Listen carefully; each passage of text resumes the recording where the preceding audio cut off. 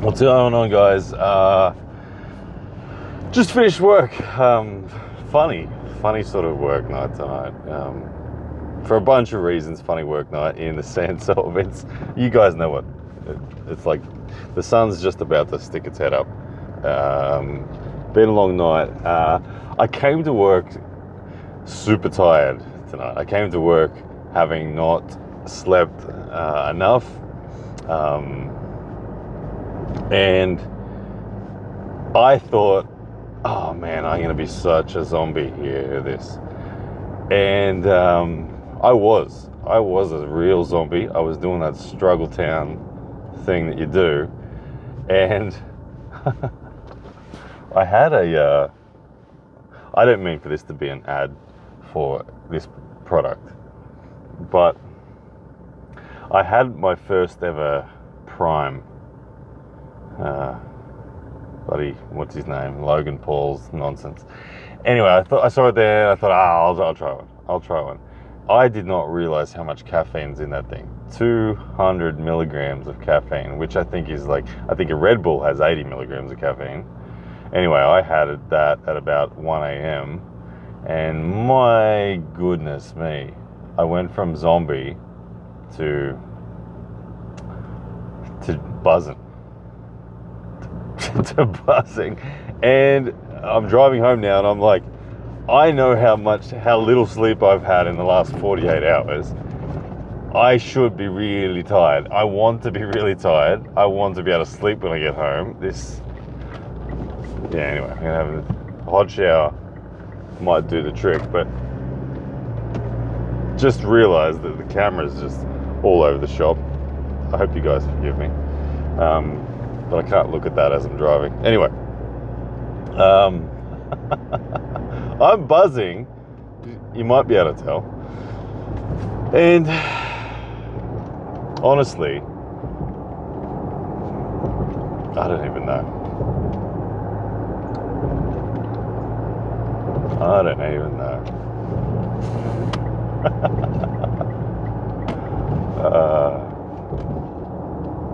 Anyway, I was tired. I'm not sure I'm tired anymore. 9 days time I'm facing Gunther's bike. I need to get some sleep before then. I will.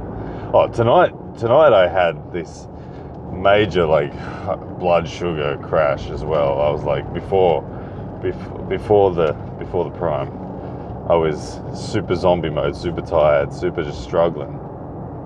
And work was real busy. We had heaps of cranes going on, and there was no opportunity for anyone to duck away to grab some food or a drink or anything like that. And I was getting low blood sugar, and I think it was just all the tiredness. I was getting some real low blood sugar symptoms going on. And oh man, did I gorge on some damn sugar to sort that out. I had some yogurt, some frozen yogurt. I had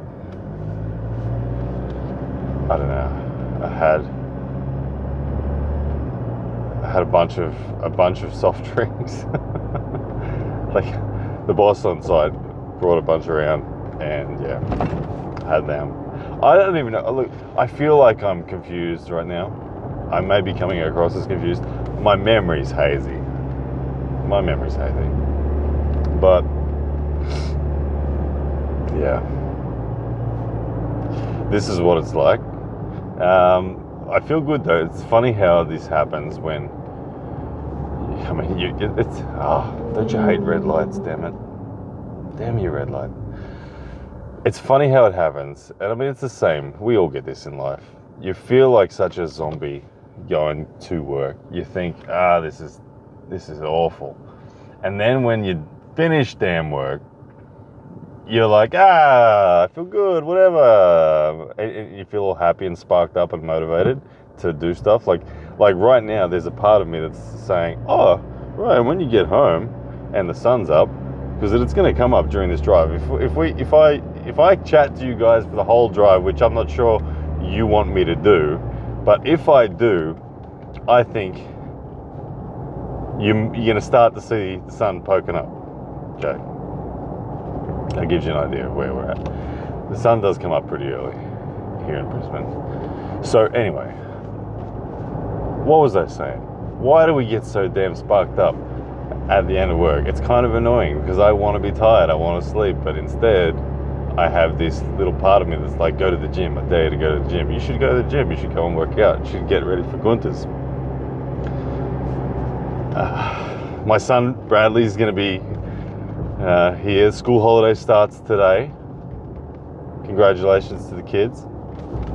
They're going to be spending the first few days with Joanne and I, my wife and I, before they go down to visit their grandparents with their mum down in Sydney. So I get a few days with the kids, then they're away for a few weeks, then we've got them back for Christmas and all that sort of stuff. So Bradley's and Eliza, well actually Eliza's got one more day of school today, so she's not going to be turning up in the morning, but Bradley's going to be turning up I don't know, like 7 o'clock in the morning. Hi Bradley. So I'm going to get home, have a shower, go to sleep, and then Bradley's going to knock on the door. And then I'm just going to probably hang out with him for a bit, and then I'll try to go to sleep again. I don't know. It's crazy. It's crazy, YouTube, Facebook, Twitter, wherever I post this. I'm trialing it out on all of them. I don't know. I'm trialing this genuine raw vlog thing on all of them. It's fun. I'll admit it is fun. It's fun because it's like old school YouTube, and it's fun because it's easy to do. There's no fancy editing. There's nothing going on other than my craziness. And right now, maybe I just came up with an idea for the title. I think I haven't got the title in my head, but I think we found the theme. Me losing the plot. Yeah, that's the theme. Ryan loses the plot. I lose the plot. Oh man, something like that. Anyway.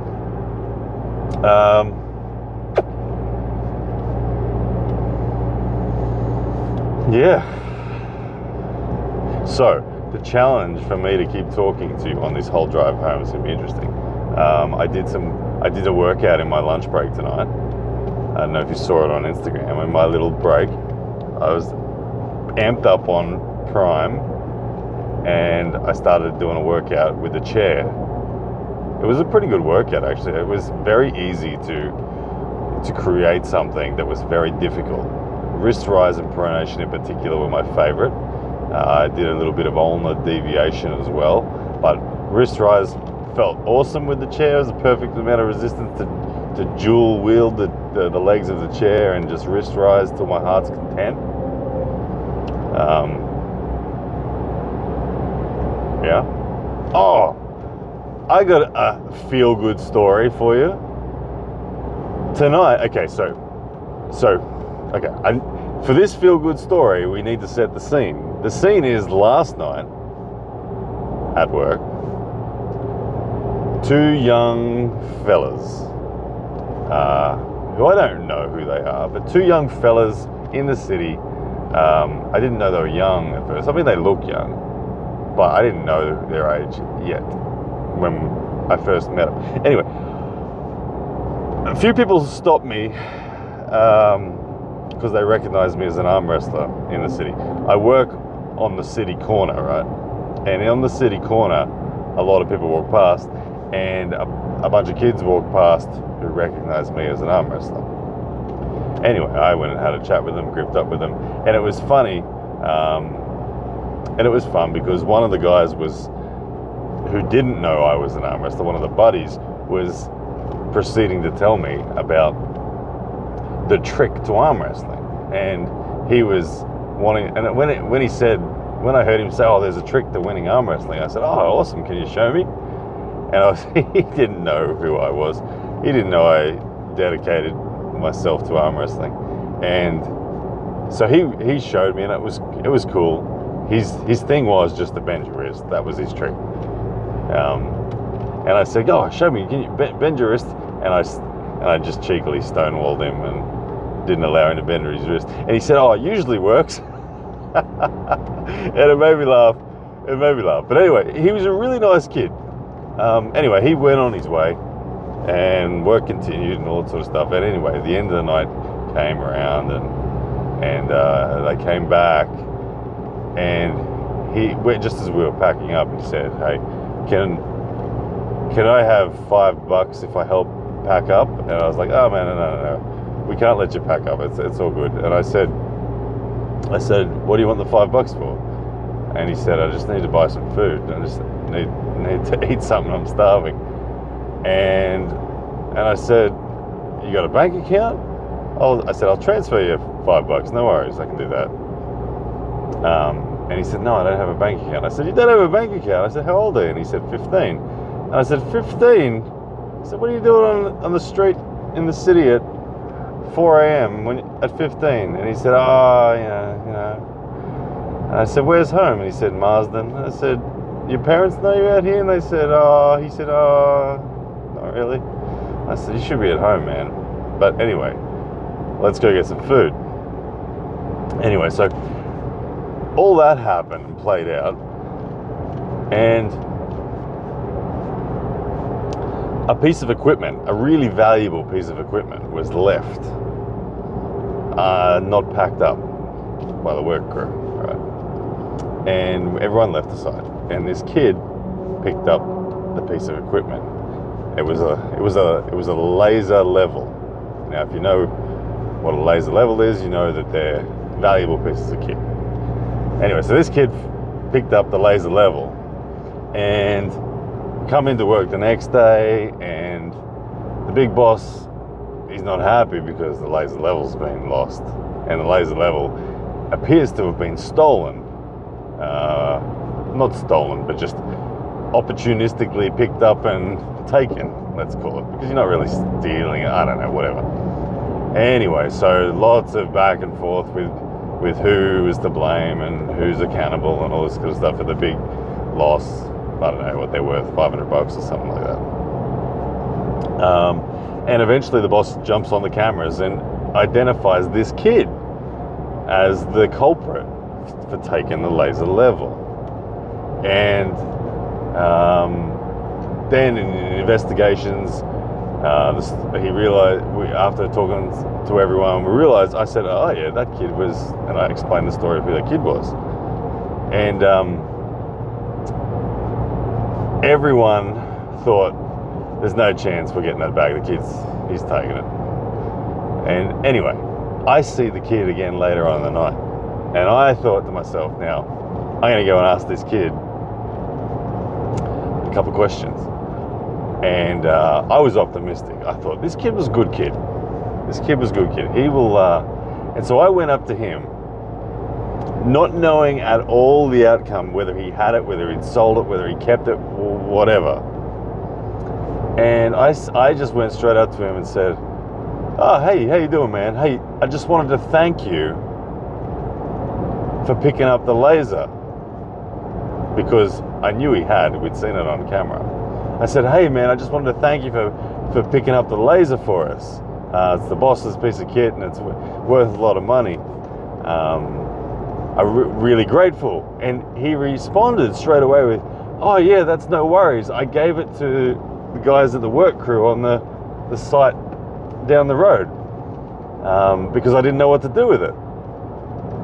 And this kid had genuinely given the laser to the crew that was a block away from us.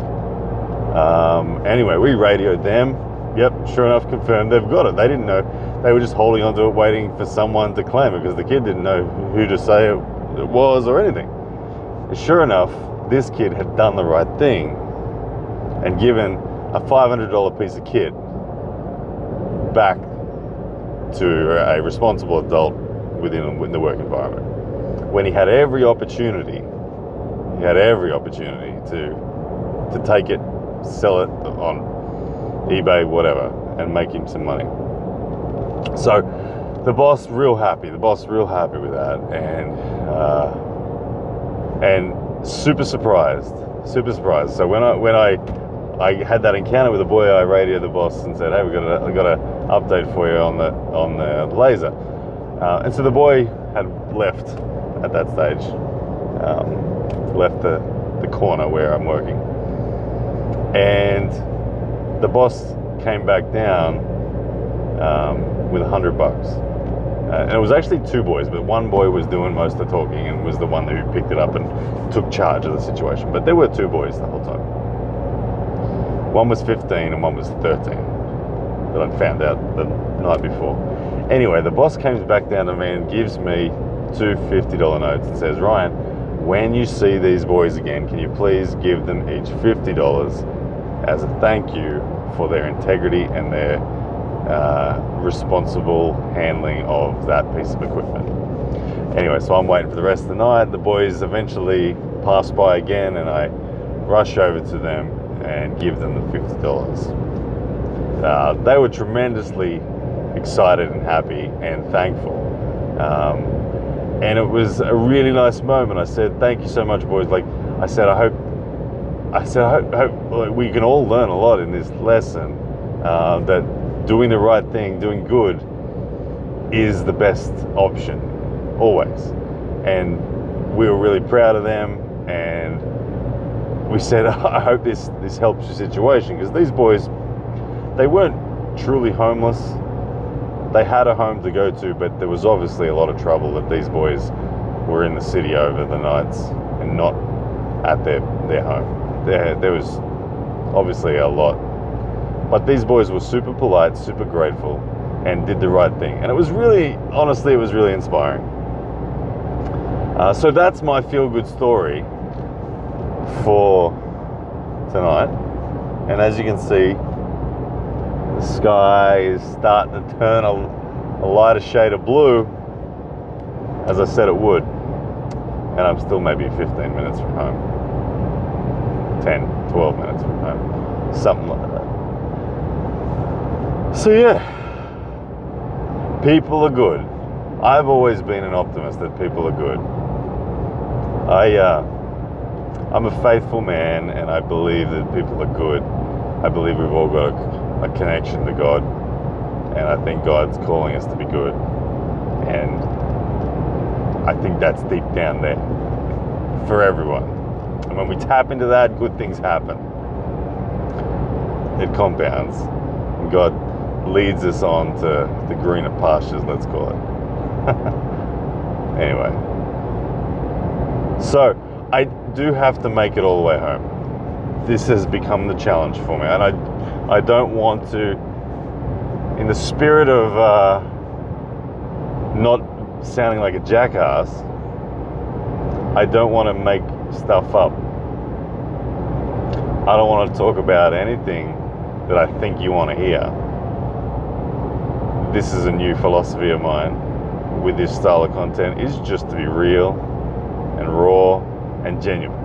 So I don't want to talk about anything that I typically would think you want to hear. Now, examples of those things are like, oh, who's going to win out of whoop-de-doo and whoop-de-doo? I don't want to talk about whoop-de-doo and whoop-de-doo, because that's lame, and I'm tired of that. Genuinely tired of it. I'm tired of that. I really am. I don't want to talk about whoop-de-doos anymore. Whoop-de-doo. So I've got to come up with just real thoughts, which is challenging now that I've finished my story about the good feelings. What else did I talked about the craziness and the prime. It was kind of a lame start to the video, but it is what it is. I think I'm going to have to add in that into my title, as well as being crazy, is a craziness and a feel-good story. I think we're getting close to the title now. But yeah, we've been through that journey. Sky is pretty right now as its sun is rising.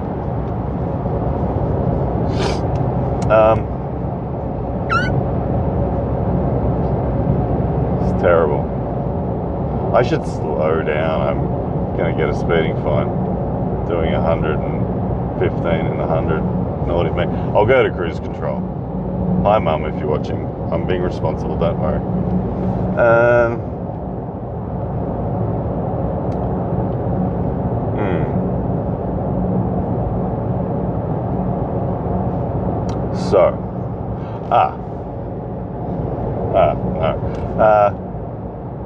Brett Coots and Lachlan Carpenter are coming to AWE on December 10th. That's something that I am interested in. Brett's been chatting a heap with me in the last few weeks, and I think he's back. Interesting match. Out of straps, I favour Lachlan. In straps, I favour Brett. Watch this space. The moon. Can you guys see the moon? Is that the moon? Do you see it? I can't look at the screen to see if you're seeing the moon. But anyway, there's a moon out there. It's up there. This is terrible content now. I'll admit it. Me talking about, can you see the moon? You know, I'm about to crest the hill where I can actually see my house. I'm about 6 minutes away from my home, but I can, there we go, right now, I can see my house up on the hill. I actually don't know which dot of lights it is, but I know one of them is mine, because when I'm at my front door, I can see the bridge and the road that I'm driving on right now. So I know one of those dots on the hill that I see ahead of me is my house. So there's a cool fact. Let's just talk about what car I'm driving. I'm driving a Mitsubishi Triton, if anyone's wondering. Now, trucks in Australia, if you're American, what we call a truck or a ute, we call them a ute, we don't call them a truck. I call it a truck just because you guys call it a truck and I want it to be relatable. We don't call them trucks, okay? A truck for us is a truck, like a real truck, like something that's a semi-trailer that pulls an actual large thing. You guys have giant utes. That's how I would describe them. What your trucks are is like this, but twice as big. I remember being in Travis Bajan's F-150, F-350, I don't know, 250? I don't know the numbers. That was a big thing. Travis, he's a funny dude. So I'm driving a Mitsubishi Triton. It's a very comfortable ute. It feels like a car, but it drives like a truck. That's just everything you want. Triton, feel free to send the sponsorship this way. Terrible. I'm impressed with myself that I drove home with 0 navigational aids. I've done the trip enough now that's just locked in. I didn't even have to think. That's good. That's good. Oh, my dad's birthday today. Of all the things, how could I almost have forgotten that? Happy 69th birthday, Dad. My dad turned 69 My dad turned, or turns, or has turned, or will, no, not will turn, because he is turning.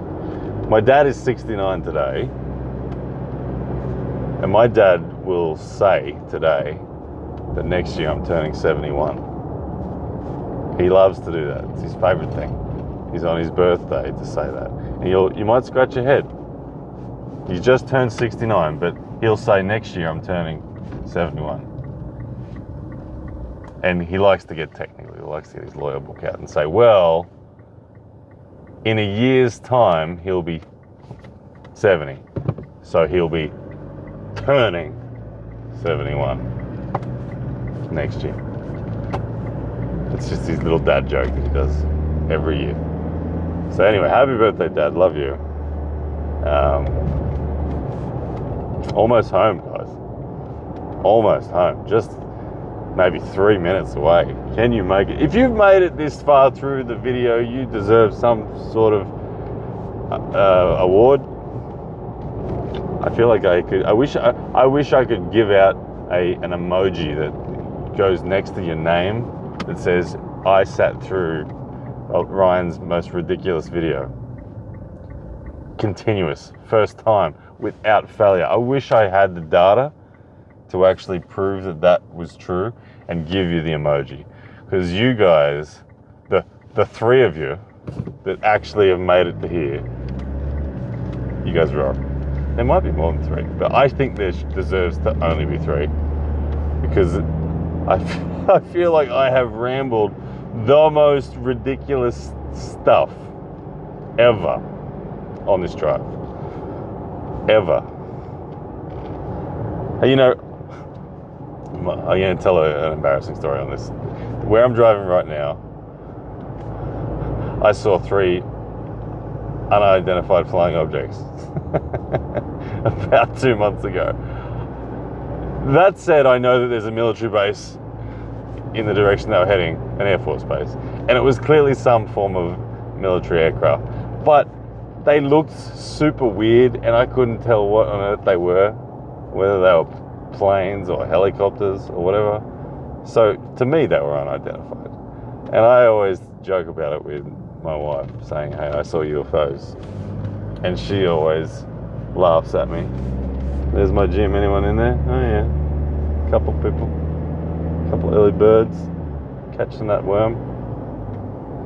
Catching the UFO. Sun's up. Well, it's not up, but the sky's yellow over there. You might be lucky enough to see a bit of it. If I go around the roundabout twice. Did you see it? Did you see it? Did you see it? Did you see it? Did you see it? Did you see it? Did you see it? Did you see it? Did you see it? Did you see it? Did you see it? Did you see it? Did you see it? Did you see it? Did you see it? There we go. I don't know. Did you see the yellow sky? I did say to you it would be up by the time I got home. I'm a man of my word tonight. Alright. I'm on my street. Now I've got to somehow go to sleep when I'm in this state. Thank you, car.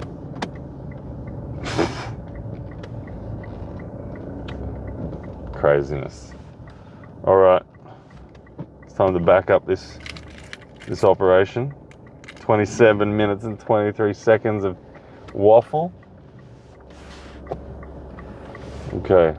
Let's see if I can reverse park this thing without crashing into my garage. Here we go. Up the hill.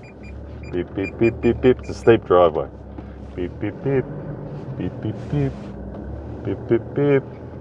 My car only just fits in this garage too. Oh, oh. Oh. Oh. Like a glove. Ready? Ready? Pop, pop, pop, pop, pop, pop. Sounds like Devin Larratt. Pop, pop, pop. Pop, pop, pop, pop, pop. And there we have it, my friends. We have successfully made it home.